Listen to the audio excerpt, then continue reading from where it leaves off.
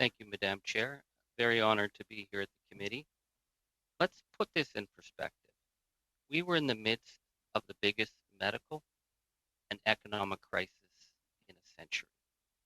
And the role of Parliament in that crisis was to reassure Canadians that we were there for them, that we were putting their interests first. And that got all blown out of the water when the Prime Minister signed off on the $912 million WE scandal. The decision to prorogue was not about the best interests of Canadians.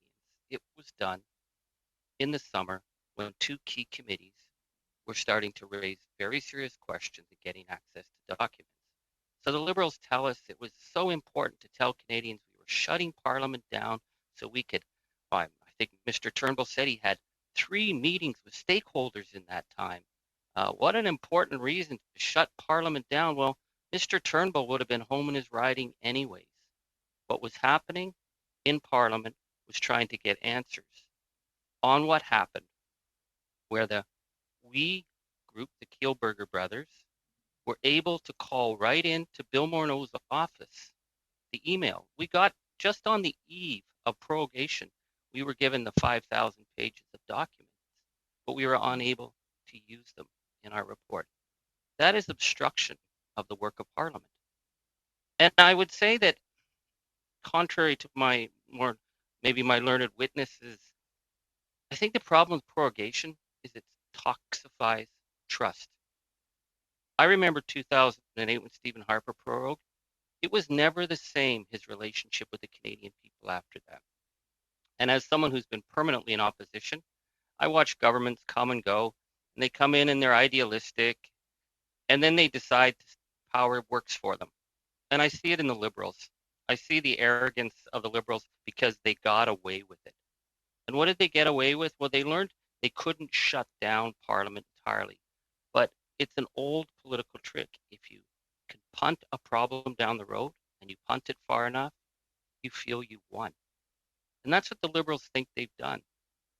But as it was the same with Stephen Harper's government, the Prime Minister, Mr. Trudeau, has toxified his relationships with Canadians. And he might get by this time, but it creates... Ciao, tu peux mettre ça là. Pardon?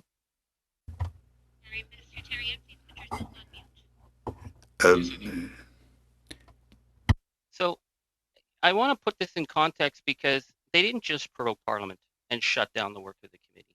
Then they came back and the Prime Minister threatened an election over the effort to get the committee restructured. He made it a confidence vote. Mr. Cyr, have you ever heard of Parliament being forced into a potential election over the structuring of a committee? Is that something that's within precedent? En fait, Actually, all the statements by a Prime Minister in order to submit an issue to a confidence vote is often, or most often, a smokescreen.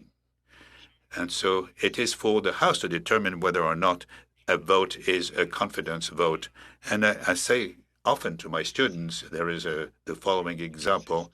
If you have a couple and one of the spouses cheats on the other, who should be asked whether the victim is still trusting the other one, the one who was cheated on or the one who cheated? It is an obvious answer. So it is for the House to make a decision. And in a majority government, the government has the control of the majority.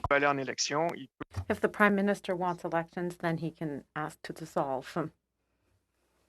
For that, I think it's such an Mr. example. Angus, can you please hold your mic a little bit closer to... Thank you. How is thank that? you. Yes. Yeah, good. I guess the issue here is that, so we had the Prime Minister once again not putting Canadians first, but threatening an election as the COVID numbers were rising. That shows how much he didn't care about the Canadian people. It was about shutting the WE scandal down. And then what did he do? He obstructed the work of the Finance Committee in the midst of the biggest economic crisis in a century. And he shut down the Ethics Committee through the ridiculous and disgraceful behavior of Liberals. for what the equivalent of 40 straight meetings. I've been in Parliament 17 years. I've never seen a government obstruct committees. So I'd like to ask you, Mr. Sear, in terms of ethics in particular, which is an opposition chaired committee about accountability, to have a government obstruct it, shut it down, make it impossible for it to do its work.